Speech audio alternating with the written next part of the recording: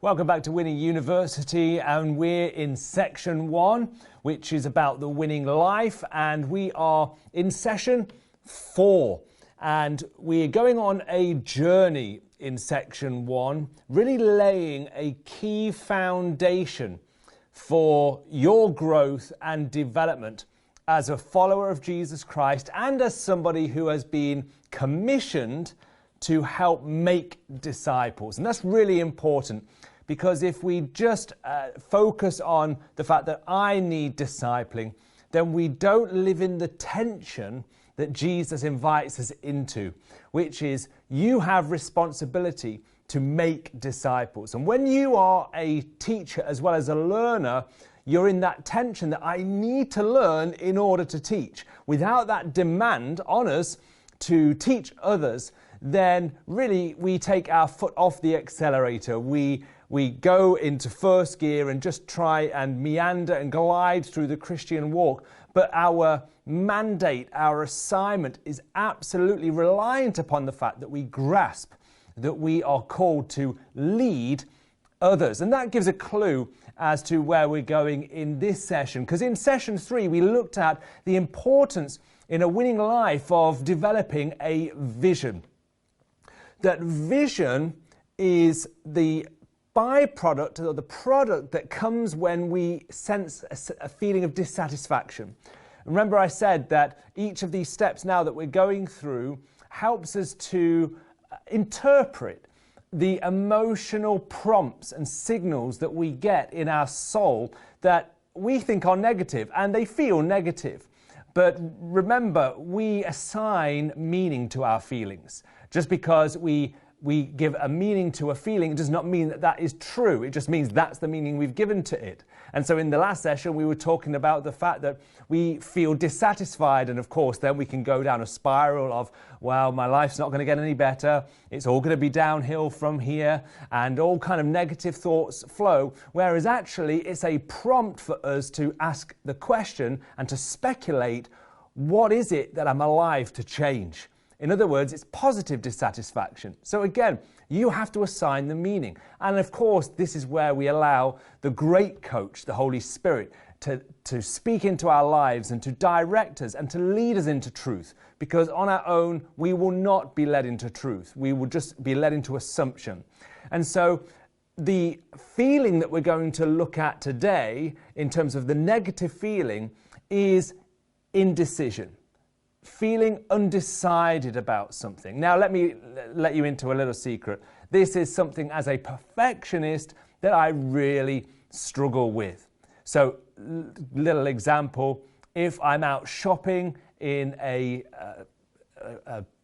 supermarket, or if I'm out shopping in a shopping mall, and you know there's sales on, there's items that are at one price, immediately I'll pick it up and there's a voice in the back of my mind saying, oh, you could buy this product in another supermarket cheaper, or you could go and buy this top or this pair of jeans somewhere else cheaper. What if, Gareth, you buy that and you walk out and you discovered that there was a better deal? And in that moment, even though I like the product, even though the price may actually be okay, it may be suitable, it may be acceptable, it's that question, it's that fear, it's that FOMO, fear of missing out on a deal, that creates indecision and feeling unstable about making the choice. And you know what? You lose the joy out of the whole process, because for me then the joy is simply going home that day knowing that I got the best price for the product that I actually purchased. And there's nothing worse than walking away knowing I could have got it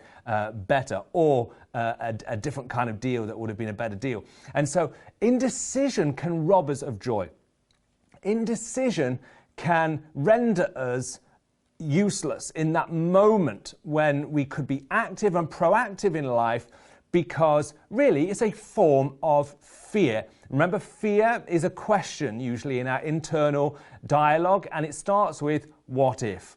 What if I could make a better choice? What if this is the wrong choice? And of course, let's go to some of the more macro choices and decisions in our lives. You know, what if I'm going to marry the wrong person? What if moving to this place is the wrong place to move to? What if changing career at this point with the economy is the right choice? And all of a sudden, all these things can start to creep into us, and we move from a place of faith, which is what pleases God, into a place of fear, which actually is not the rhetoric of heaven. And remember, Jesus said, pray your kingdom come on earth as it is in heaven. How does heaven move from the realm where God is on his throne through to being dispersed on this earth? It comes through our internal conversation.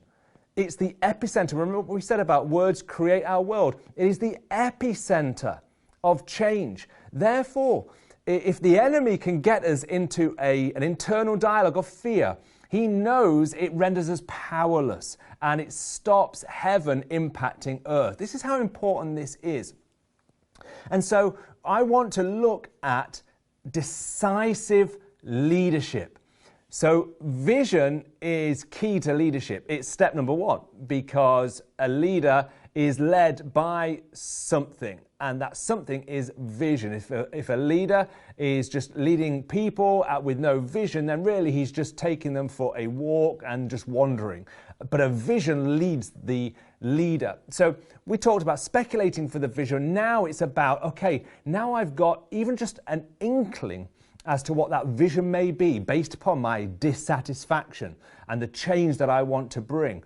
Then the biggest challenge, let me sum it up as this. There's going to be a whole lot more than this, but if you want to sum it up, it's this. Take the biggest step that you can now.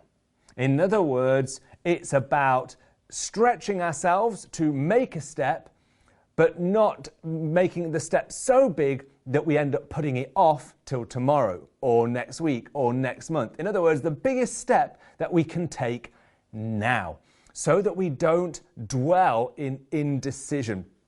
So I want to give us 10 points as usual, and I want you to listen out for the one or two that resonate, challenge you the most, as we learn how to move out of indecision and an unstable state into a certain state, a faith state, which actually is decisive leadership. And number one is this: focus on destinations rather than distractions. Focus on destinations rather than distractions. What do you mean by this, Gareth? Well, it does come down to the little choices as well, because the small choices, just like I said about me shopping, although they're funny and they're not necessarily life-altering choices or decisions, they give us an insight into our decision-making process. And the way we do anything is the way we do everything. So even in those small, insignificant examples, actually it reveals to us usually the same process that we apply to the bigger life-altering choices. So what do you mean, Gareth, by focus on destinations rather than distractions? You see, if we don't understand the destination where our daily choices are taking us to, we're more likely to be distracted. Think about it. Think about that, the last time that you had a project. You had something you knew you had to get done by a certain time, you had to complete it, and you just told yourself, I have to get on with this. In other words, you had a destination. You knew by next week you've got to hand in this assignment, or by tomorrow you've got to speak to somebody and make a decision on something. And all of a sudden, the fact you have a destination helped you to avoid distractions. If we don't have destinations, which are goals, then we are going to be more prone to distractions.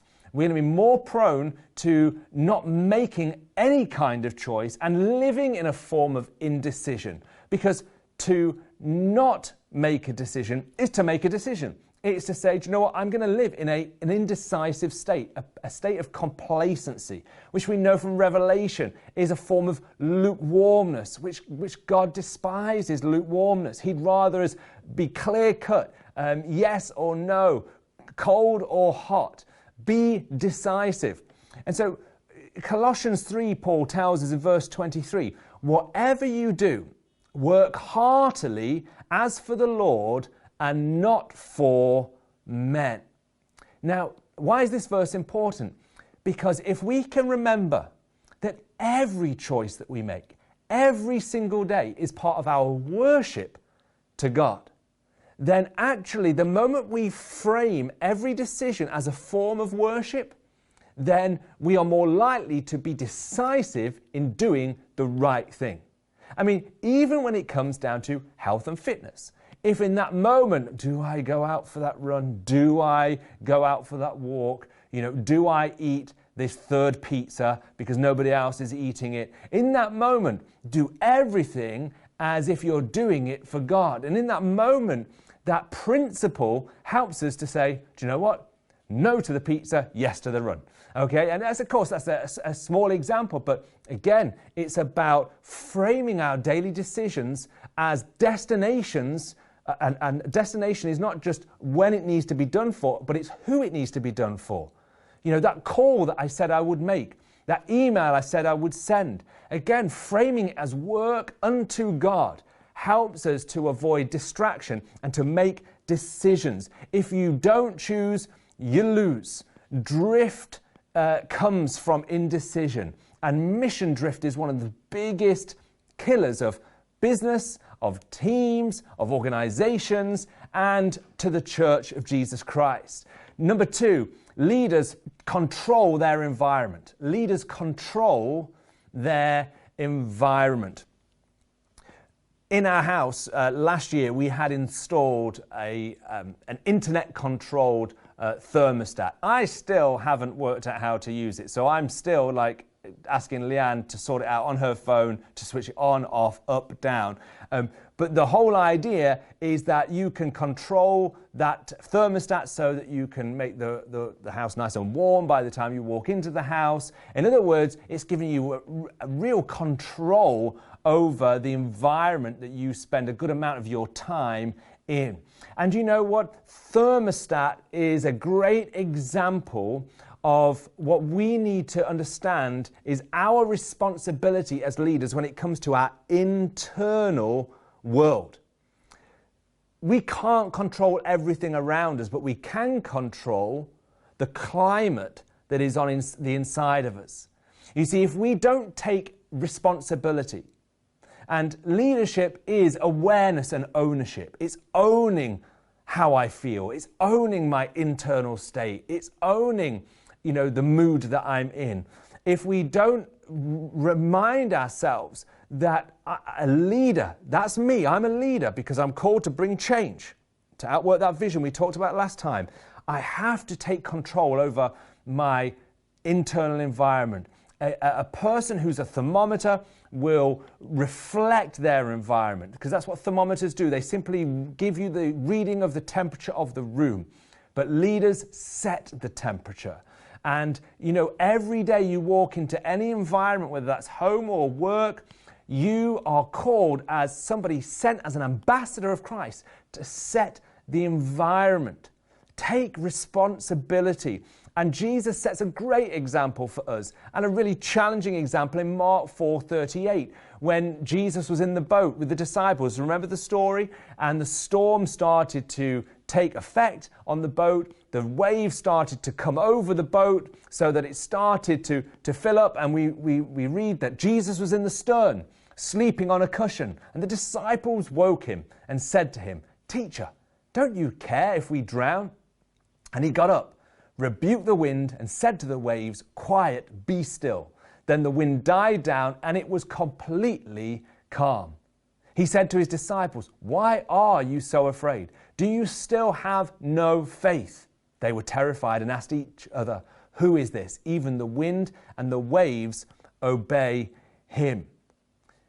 Jesus rebuked his disciples because he was preparing them to live and lead without him physically being present. He didn't have time to waste in just saying, "Okay, guys, don't worry. As long as I'm around, you'll be okay." And you know what? Sometimes we can be like that.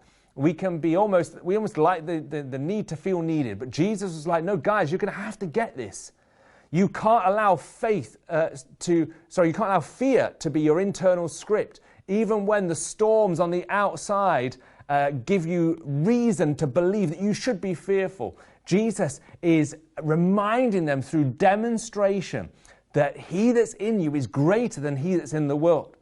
That you have the ability to control your environment. And the environment on the outside is influenced by the environment on the inside. So I want to challenge you, let's take responsibility for our internal environment. Otherwise, indecision and instability creeps in. Number 3, know the cost of a decision. Know the cost of a decision. If leadership is about awareness and ownership, then we've got to increase our awareness of the true cost of a decision that we make. Now, we make hundreds of decisions every single day, conscious and subconscious. But we need to understand that there is no such thing as a neutral decision. A decision is either creating forward movement or it's taking us backwards. There's no neutral. What do you mean, Gareth? Well, you see, I know and look back in our lives, and there have been many decisions that I should have made and could have made to make increased progress. But I know that significant milestones were met by us as a family and by us as a church because I understood where a decision today, insignificant as it may look on its own, whether that's financial, health, relationship, or development and learning, I knew where in the now it was tied to in the not yet.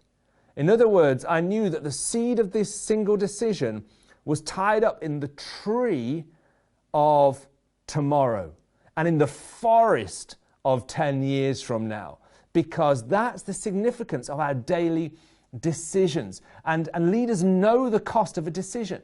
I'm reminded, as I was recently talking over with Ruben, the parable of the talents. And Ruben was asking me, why was Jesus so hard on the servant who took the 1 talent and hid it? Remember, there were 3 servants, and he'd given a talent to one, 2 talents to another, and 5 talents to another servant. And of course, the 2 servants with the 2 talents went and doubled their talents. And so they had invested, they had risked, they had put to work what they'd been entrusted with. But the servant with the 1 talent dug a hole and put that talent in the ground. And Reuben was like, but he's got back what he'd been given. So he hadn't lost out. And I said to Reuben, well, actually, we don't know the time difference between when he was given that talent and when they came back to the master. You see, 1 talent today, a year from now, 3 years from now, is actually going to be of a different value unless it's invested. So actually that 1 talent a year later could be of less value because of depreciation, because the rate of buying things has gone up, and understanding that there is a cost to indecision. And that's what this servant did. He was indecisive. He buried this talent, and he just simply avoided engaging with trying to make progress. Let me challenge you right now. What decision are you not making? Am I fully aware of my indecision, my putting off of choices? I've got to know the cost of my decisions. And a good exercise for us to really be aware of this is to evaluate regularly our choices and our decisions. And the good thing is you're part of Winning University, where every time we get together and we're in our circles, you are encouraged to look at your life, your personal, your professional, in the light of the vision for the future that you're trying to bring about and that change that you're trying to produce. And so we're going to create an environment that helps you to stay aware. But we've got to constantly increase that awareness. The cost of our future is the present. The cost of our future is the present. Number 4, leaders embrace disruption. Remember, looking at Jesus and his interaction with the disciples, we get the pattern of the winning life. And the winning life, let's remind ourselves, is, yes, it's full of joy, but it is also full of challenge. It is pain, it is suffering, it is that weird mix. And of course, Jesus died on the cross and did what only he could do for mankind. But in Matthew 16, verse 24, he said to his disciples, whoever wants to be my disciple must deny themselves and take up their cross and follow me. Now, there are two types of disruption. There's self-disruption, the disruption that we bring upon ourselves by putting challenge on ourselves. But then there's disruption through circumstances, things that happen to us unexpectedly. And I'm going to talk about the first one in a short while, but the second one is key here, is while we naturally want to have a problem-free life, nobody naturally wakes up any morning and thinks, bring on the problems, I want the problems. But let's remind ourselves that leaders embrace disruption. Change has to become your greatest friend, and change follows disruption. When we carry the cross that we are called to carry, and remember, the carrying the cross is reflective of the vision, the burden that we carry. That's how we know our vision is truly our vision, when it becomes sometimes too heavy to carry. I often tell people, I've heard somebody say to me before, you know, that you know it's your vision when it won't let go of you, even though you try to let go of it. Sometimes you just think, oh, it's too heavy, I want it to go. But it holds on to you. That's when you know the cross is on you. The burden is on you, and it disrupts. Sometimes we just want it to be lifted off. Sometimes we just want an easy life. Sometimes we look around us and we think, well, I wish I was them, or I wish I didn't have the challenges that I've got. But leaders embrace disruption. Change keeps a leader in their job. And that takes me on to number 5. Leadership is strengthened through problems. Leadership is strengthened through problems. I always remember watching Lord of the Rings and Frodo and Samwise Gamgee in the first film when they're in the Shire. And the Shire is representative of everything that is comfortable, everything that is familiar. And every one of us loves the comfortable and loves the familiar. And whenever they show pictures of the Shire in Peter Jackson's version of the film, you know, it was bright, it was sunny, there was singing, there was dancing, there was joy. And of course, as soon as they left the Shire, it got a little darker. It got a little bit uncertain. The music changed. And there's this moment when Frodo and Samwise Gamgee leave the Shire, and Sam stops in his tracks and doesn't carry on walking. And then Frodo finds himself alone and turns back. And Sam reminds Frodo, if I take one more step, it'll be the farthest away from home I've ever been. In other words, they had taken on a mission that was now going to pull them out of their comfort zone. And in that moment, the step to go beyond created a problem. It created a moment of indecision. One more step and I'm stepping into the unfamiliar. I'm stepping into the uncertain. But Frodo said, come on, Sam, and put his arm around him. And together, as leaders on a mission, they stepped into the problem, which gave them their validity as leaders of that fellowship of the ring. Unlikely though they were as little hobbits, yet actually they showed tremendous courage and leadership. Why? Because they were willing more than any to engage with a problem. And they carried the ring, which was the problem. And it was burdensome. And just like the previous point, it was like the cross that Frodo had to bear. But he bared it nonetheless and actually unlocked the potential that was in him. And remember, you are a solution to a problem. Jesus said in Matthew 5, you are the light of the world. Therefore, you are a solution to darkness. You are the salt of the earth. Therefore, you are savor to unsavory places. You are a city on a hill. You are outstanding above and beyond the places around you. In other words, you are a solution to a problem. So don't give up on problems. You have to learn as a leader to have a good relationship with problems. Leaders are first to get started. Number 6, leaders are first to get started. I want to challenge you. Any environment you're in, be the first to get started. Be the first to get stuck in. You know, it's interesting because Jesus was constantly testing his disciples. He was constantly throwing out problems that would get their attention to see how they would act. In Matthew 14:16, at the feeding of the 5,000, the disciples are reporting to Jesus that the people are hungry. And it's time for the people to go home, Jesus, which was really code for, we're starving, can we get a move on, Jesus? And yet Jesus said to them, they do not need to go away. You give them something to eat. Now, just picture this. Jesus has just given them a problem. He's just said, their hunger now is your problem, because I'm not going to disperse them.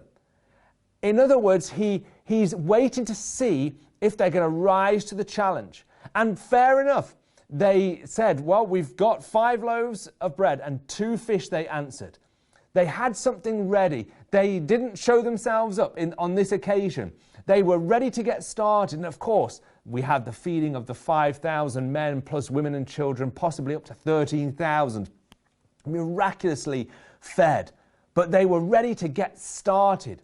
Sometimes people can wait till all the solutions are in place, all the resources ready, but leaders don't. Leaders identify the problem. They are ready to go first. They're ready to get started. They are early adopters. And I want to challenge you. Is it time for you to get stuck in early when people ask you to do something or when there's a problem? Be the first person to be positive about the challenge. Number 7, leaders rest in the fact they don't know the future they are creating.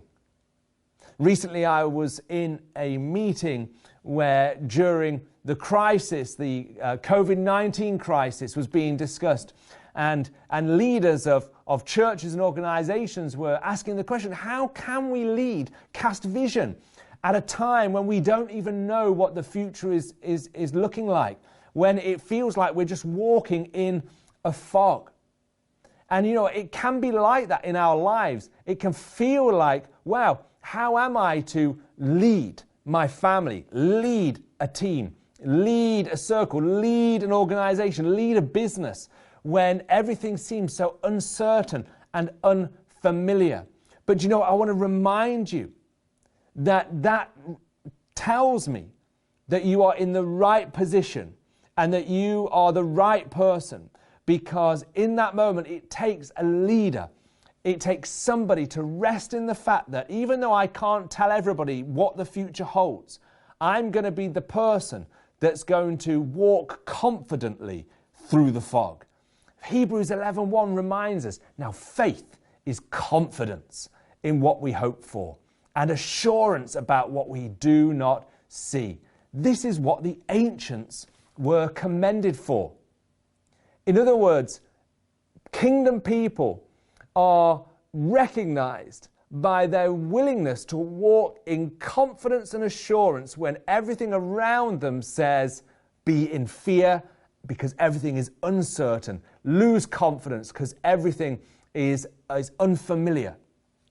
Noah, Hebrews 11:7, and go and read Hebrews 11 to be inspired by people of faith. Noah built a ship, even though he never knew what a ship was, in the middle of dry land because the land had never experienced rain. He was warned about something he couldn't see and acted on what he was told. The result, his family was saved. In other words, leaders know that they are called to create a future that has not yet happened. They are called to build and bring about a change that they have not yet experienced. And you rest in that fact rather than panic about that fact. Number 8, leaders constantly quit. Leaders constantly look to quit. You may be thinking, well, Gareth, I think you've just said that wrong. Don't you mean leaders don't quit? Well, yes, of course, leaders don't give up, but actually leaders do quit on some things. Leaders do quit on some things. You see, there are things that constantly, as a leader, in order to move out of indecision and being unstable, we've got to decisively cut away anything and everything that is hindering us, that is holding us back. One of the great examples is Nehemiah. Nehemiah 4:10. People in Judah were saying to him, the strength of the laborers, Nehemiah, is giving up. In other words, they're losing the strength and the ability because there's too much rubble. We cannot rebuild the wall.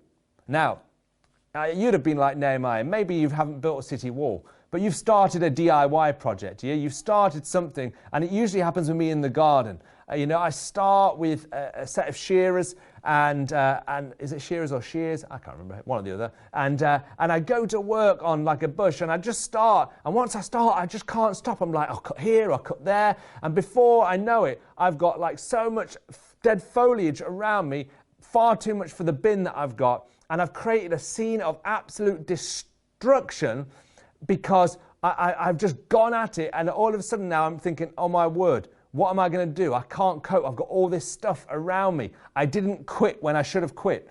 And I've got to remember that actually there are times when we have so much stuff around us that we lose strength. We lose strength because we haven't been decisive enough on when to start and when to stop something. Let me ask you a question right now. Are you lacking strength because of something you should have quit? It could be a habit. It could be quitting on a thought. It could be quitting on an activity.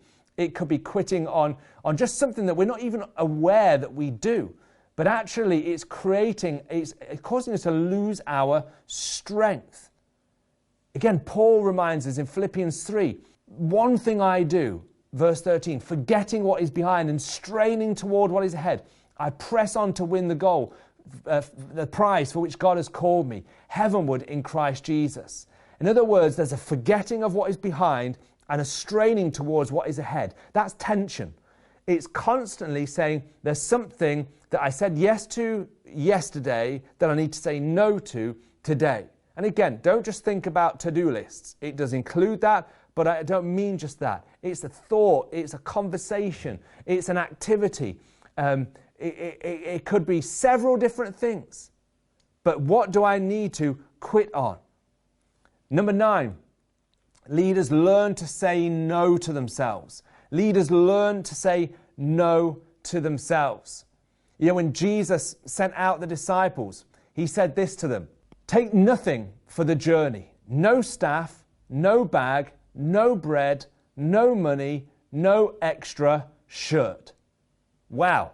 Thank you, Jesus. Like, that is really, really helpful. In other words, he's teaching them. Learn to say no to yourself. Learn to deny yourself things that maybe just the ordinary person would not deny themselves. Why is he doing that? Because leaders learn to self-regulate. Leaders learn to deny themselves sometimes the comfortable things in order to experience the creative possibilities. Because I'm thinking about these disciples. Jesus knew that they would need these things, but he was essentially saying the way you're going to experience this provision is going to be miraculous. The way you're going to experience these things is going to be amazing because I've removed the obvious provision of you just taking these things with you. And leaders learn to say no to themselves. They learn to say, do you know what? I could do this, but I'm not going to do this. And you know, this is the important thing about setting goals. This is the important thing about discipline, because the more we can have control over ourselves, the more that we are going to be able to cope with greater responsibility that is given to us, both by man and by God. And the final point is this: leaders exercise self-awareness. Leaders exercise self-awareness. You see, how do I become aware of my indecision? How do I become aware of those small choices that actually are going to reveal to me some deeply ingrained habits that are working against me rather than for me. Ephesians 5:15 says, be very careful how you live then, not as unwise, but as wise, making the most of every opportunity. I was thinking, sometimes we think about that, making the most of every opportunity. We think, that's just get busier, get busier, get busier. No. Notice what Paul says. He says, be very careful, be deliberate, consider. Now, let me give you 5 quick things of how you can exercise self-awareness. Because remember, I said awareness and ownership are the keys to leadership. 5 things. Number 1, spend time with yourself. Spend time with yourself. Create space. Put yourself in a time when you can actually read, write, connect with God, connect with how you're feeling in a moment. And you know what? This is very difficult for certain personality types when you need to be around people. But actually, being careful how you live means we've got to increase our self-awareness. And how can we increase our self-awareness if we don't spend time with ourselves? Number 2, observe yourself. So these kind of are interlinked. Observe yourself. Ask yourself, what am I listening to? What am I eating? When do I go for walks? Do I have enough exercise? Observe myself. Am I giving myself the space to connect with what is going on inside of me? Because again, going back 2 sessions, if words create my world, then how much time am I actually observing the words that are going around my internal conversation? Number 3, keep a journal. So again, these are interlinked because as I observe myself, I spend time with myself, I need to write down things that I am feeling. I may say, do you know what? Today, and again, it's a great question to ask yourself, a very practical one. Right now, if I was to give myself an emoji for how am I feeling, what emoji would it be? And you have to think of an emoji. And it might be a smiling emoji, it may be the poo emoji, it could be the Spanish woman dancing emoji. I don't know, whatever takes your fancy. But ask yourself the question, I am feeling like this, and I believe it's because of that. So again, it just helps us to almost observe ourselves, and the Holy Spirit wants to guide us and lead us in that process of meditation. And you know what I mean by meditation. It's contemplation of God's presence and being present in the moment with Him. Practice listening. Listening is not the same as hearing. Listening is about being present. And again, we can do this many times and in different areas of life, family, work, coffee shops, wherever we may be. But practice listening. And as you practice listening, you're becoming aware of how others think and feel. And as you become aware of what others think and feel, you become more aware of how you think and feel. And the final thing is gain different perspectives. Get different perspectives. Ask for feedback from people. Don't be afraid of what others might reflect back to you or to me. How else are we going to grow in self-awareness? How else are we going to improve? Leaders are constantly wanting to learn. And the first person we need to learn about is ourselves, because I am the problem and I am the solution. I need to grow. And so I want to leave you with that final point of exercise self-awareness. Use those 5 tips to help you. If you do them already, great, but challenge yourself to do them to a greater degree. And so there are 10 keys there I've given to you. And I want to encourage you to come up with the 1 or the 2 that are challenging you the most. And let's discuss how we can set some goals against these so that we can remove those feelings of indecision and step into being decisive leaders, leading ourselves so we can lead others.